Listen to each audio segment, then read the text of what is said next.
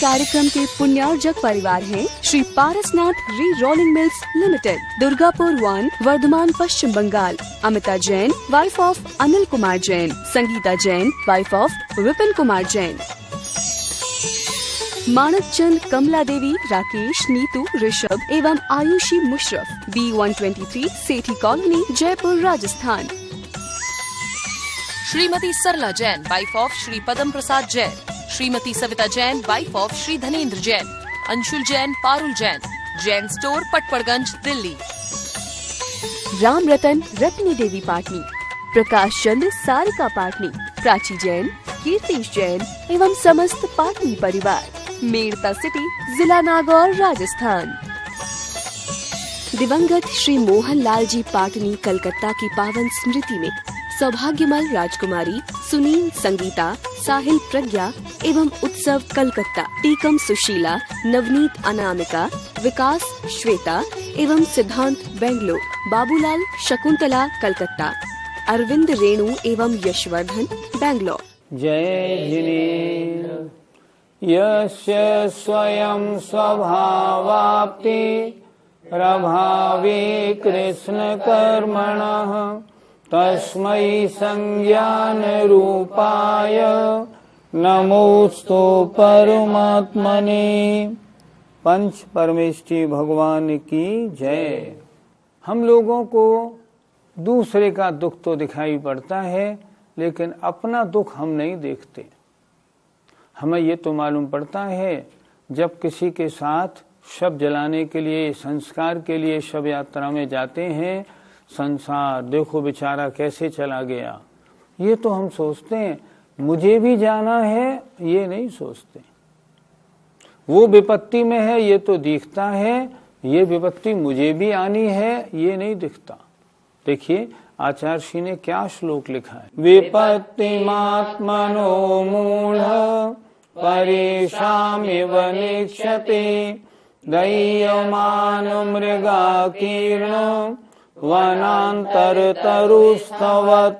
विपत्तिम, विपत्ति, आत्मनो, अपनी विपत्ति को, मूढ़, अज्ञानी, परेशान एव, दूसरे के समान नहीं देखता है।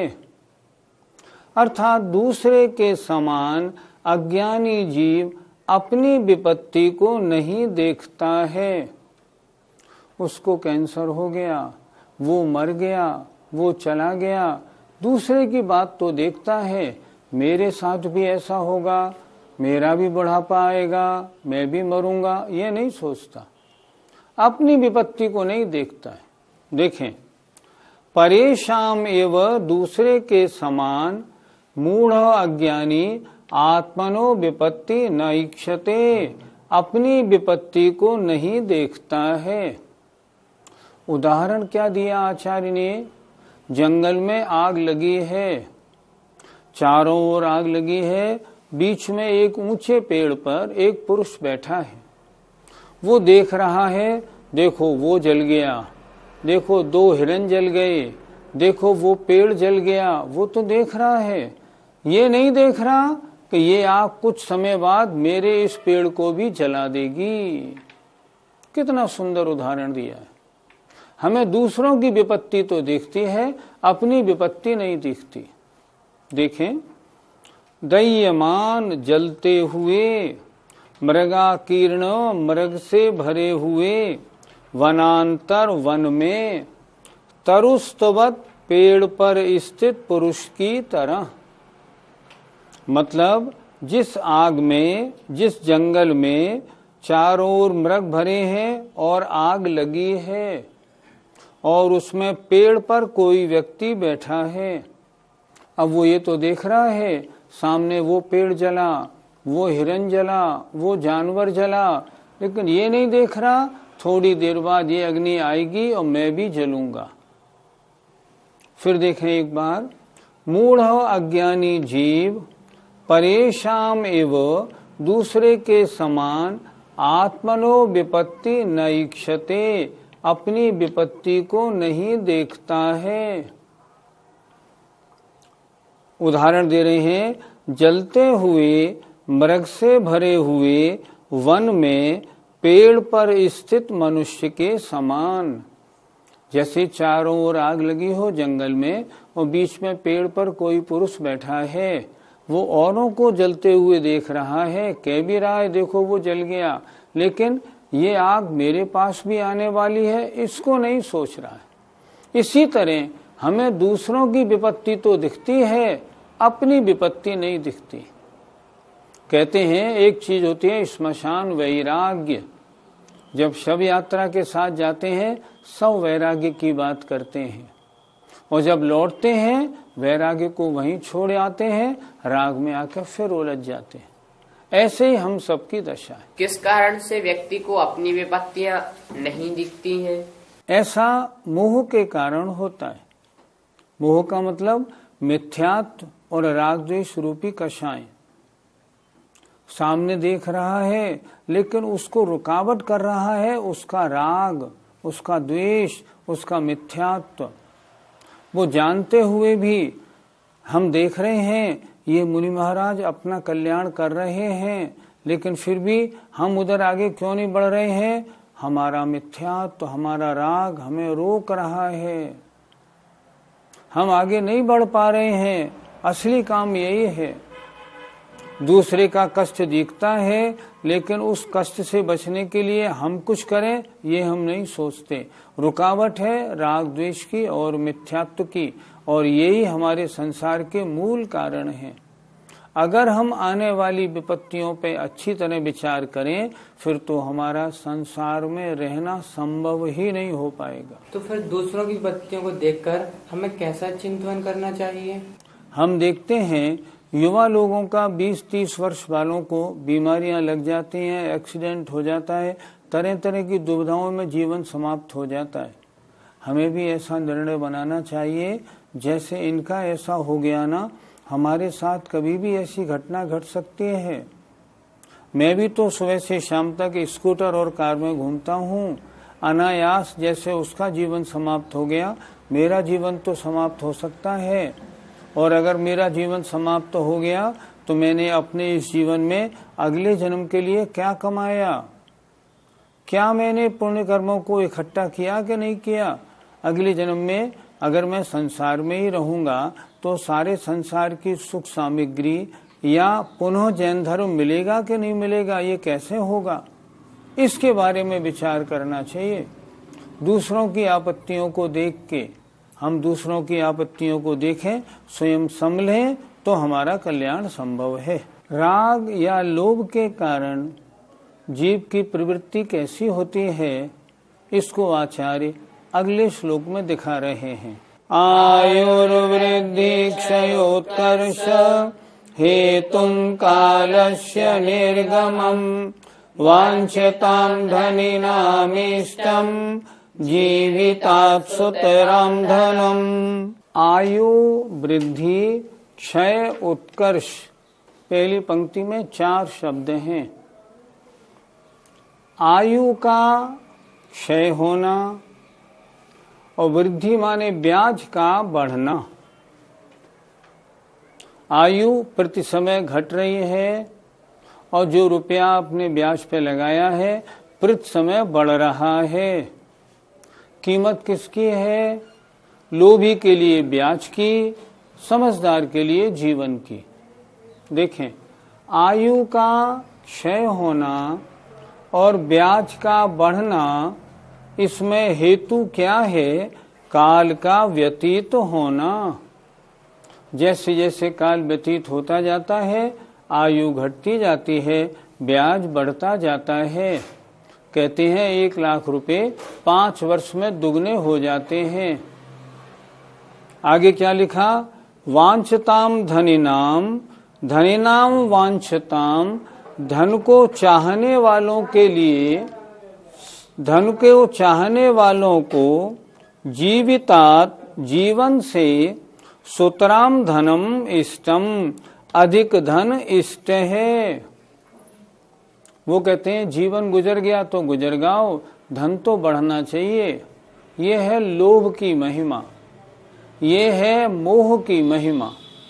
क्या लिखा नीचे देखो, वांछताम धनिनाम, धनिनाम वांछताम, पैसे को चाहने वालों को, जीविताद जीवन से, सुतराम धनम इष्टम, अधिक धन इष्ट है।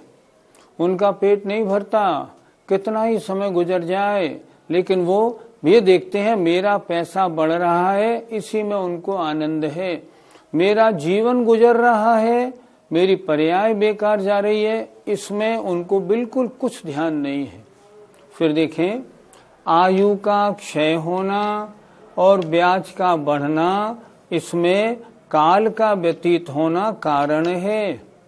लेकिन जो मूढ़ है, जो अज्ञानी है, लोभ कषाय के अंदर दबे हुए हैं, ऐसे धनियों के धन की इच्छा रखने वालों को जीवन से अधिक धन होना इष्ट है। उन्हें अधिक धन होना अच्छा लग रहा है, जीवन गुजर जाए तो गुजर जाओ। हमें अपनी मनुष्य पर्याय का उपयोग किस कार्य में करना चाहिए? कभी आपने इस बात पर विचार किया कि आपको यहाँ दिगंबर जैन कुल में जन्म क्यों मिला? सही बात यह है, पिछले जन्म में आपने ये भावना भाई होगी, हे भगवान दिगंबर जैन धर्म बहुत अच्छा है, इसलिए मेरा अगला जन्म दिगंबर जैन धर्म में हो। आपको जैन धर्म अच्छा लगा, इसलिए आपने ये भावना भाई। लेकिन आप जरा ये सोचें, मैं सब श्रोताओं से, अपने सबसे बात कर रहा हूँ, ये सोचें क्या इस पर्याय में आपने जैन धर्म पाने का कुछ लाभ उठाया? जरा सोचें। आप जैनी तो बने और आपने ये भावना भाई कि जैन धर्म श्रेष्ठ है, अगले भाव में भी मुझे मिले। अब जैन धर्म मिल भी गया तो धर्म मिलने का आपने लाभ क्या उठाया? आज बड़ा चिंतनीय विषय है। मान लो हम दिगंबर जैनों की संख्या मान लो 1 करोड़ है, आंकड़े जो भी बोलते हों, हम में से कितने लोग ऐसे हैं जो धर्म के बारे में जानते हैं, जो धर्म का स्वाध्याय, धर्म का चिंतन, पठन पाठन करते हैं, जिनको धर्म से रुचि है? बिरले।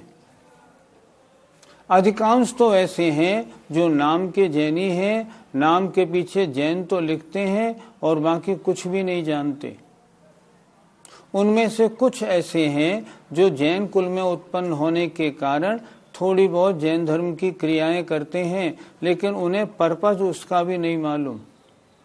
हमें यही नहीं मालूम कि जैन धर्म में कितनी उत्कृष्टता है, जैन धर्म सर्वश्रेष्ठ क्यों है। हमें अपने जीवन का ये उद्देश्य नहीं मालूम पड़ता कि हम अपना काम, अपना जीवन इस कार्य में लगाएं।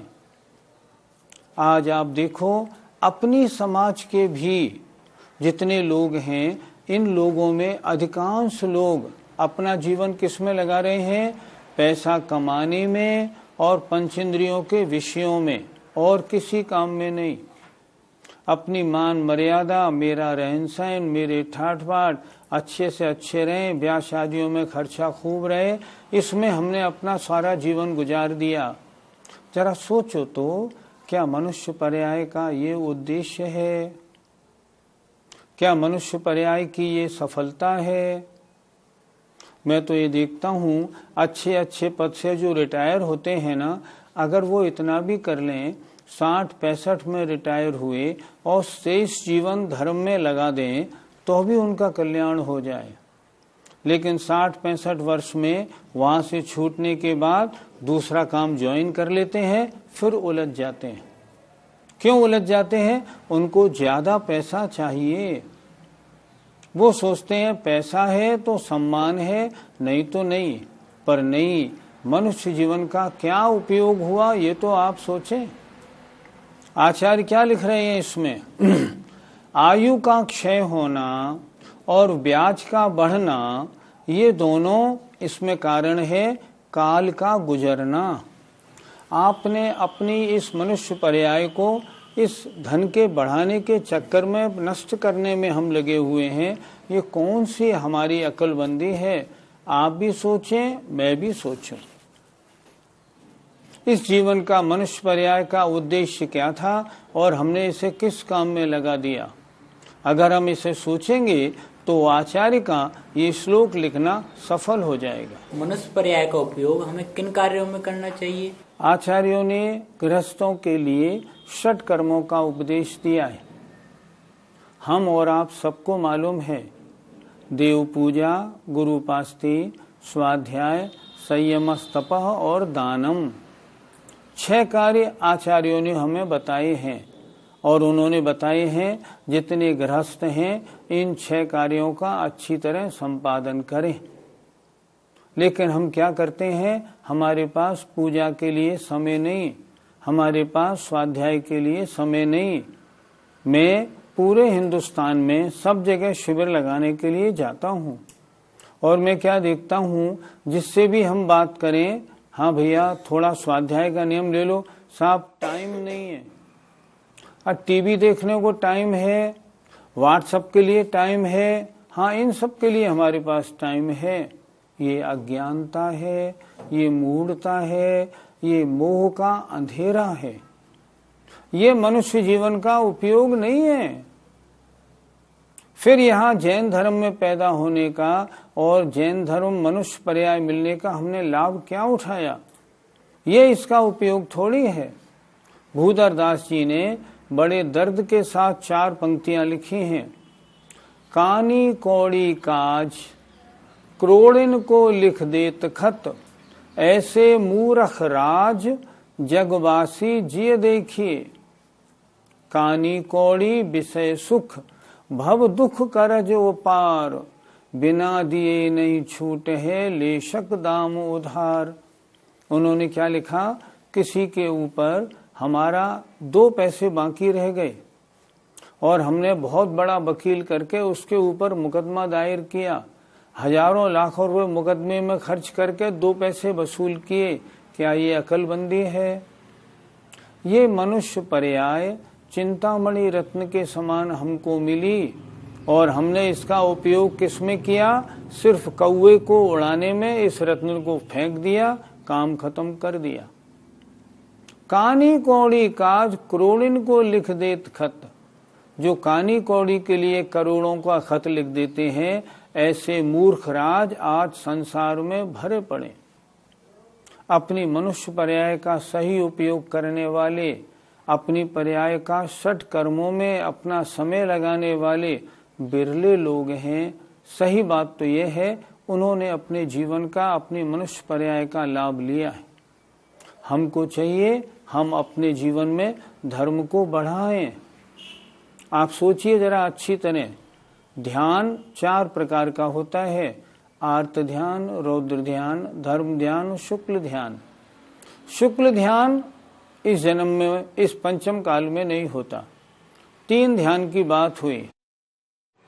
अगर आर्त ध्यान में समय जाएगा तो निंश पर्याय मिलेगी, रौद्र ध्यान में जाएगा नरक पर्याय मिलेगी, धर्म ध्यान में जाएगा तो मनुष्य और देव पर्याय मिलेगी। कभी आपने विचारा कि आपके 24 घंटों में सबसे ज्यादा ध्यान कौन सा होता है? सबसे ज्यादा ध्यान आर्त और रौद्र होता है और उसमें भी रौद्र ध्यान ज्यादा होता है। अब हम अपना मनुष्य जीवन आर्त रौद्र ध्यान में गुजारें, क्या इसके लिए मनुष्य पर्याय मिली है?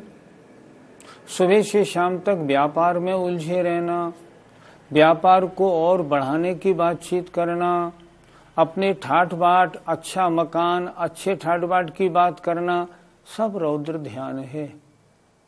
ऐसे जीव अगर मंदिर में जाएंगे और स्वाध्याय करेंगे तो भी उनका मन वहां नहीं लगेगा, धर्म ध्यान नहीं होगा। तो हमें अगली पर्याय कौन सी लेनी है? क्या नरक त्रिंश में जाना है? नहीं जाना।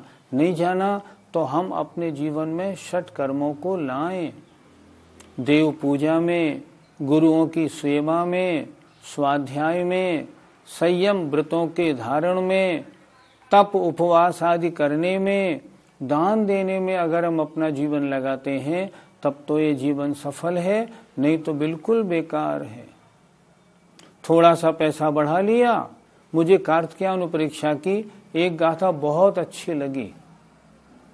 उन्होंने क्या कहा, आजकल जो बड़ी उम्र के लोग हैं उनके पास इतना पैसा तो हो गया जो जीवन आराम से कट जाए, फिर भी पैसा कमाने में क्यों लगे हैं कि भाई बच्चों के लिए भरपूर पैसा छोड़ जाएं, ताकि हमारी एक दो पीढ़ियां पैसे के अभाव में दुखी नहीं हों। कार्तिकेय अनुप्रेक्षाकार लिखते हैं, सही पूछो तो ये कमाने वाला जो बूढ़ा है ये अभागा है बेचारा, और इसके जो नाती पोते और बेटे हैं ये भाग्यशाली हैं।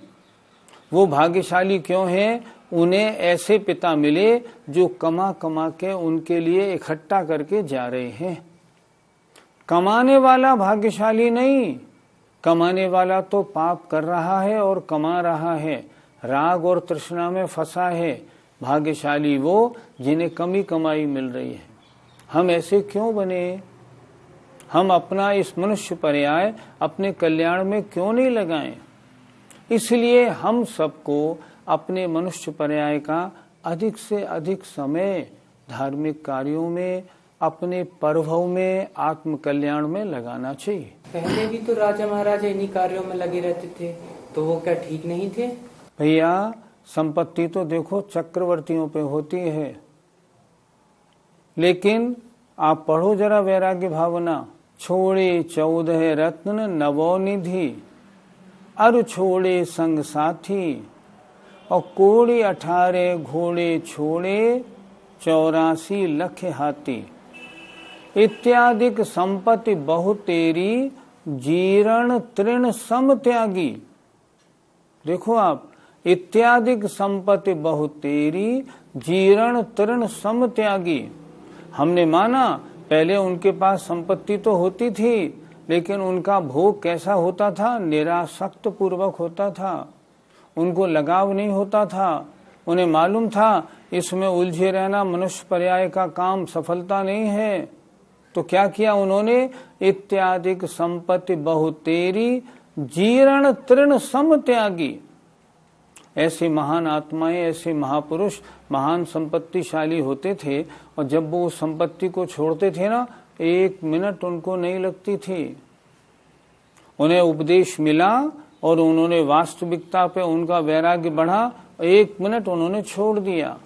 जीर्ण तृण सम त्यागी, नीति विचार नियोगी सुत को, राज दियो बड़ भागी। इसीलिए आचार्य लिख रहे हैं, धन यह समझ सुबुद्धि जगोत्तम, धन यह धीरज धारी, ऐसी संपत्ति छोड़ बसे वन, तिन पद धोक हमारी। किनको नमस्कार किया? नमस्कार किया उन महान लोगों को जिन्होंने संपत्ति का भोग तो किया, लेकिन जब उनके समझ में आई बात तो उन्होंने 1 मिनट में सारी संपत्ति को जीर्ण तृण के समान छोड़ दिया। संपत्ति होने में बुराई नहीं, लेकिन ममत्व होने में बुराई है।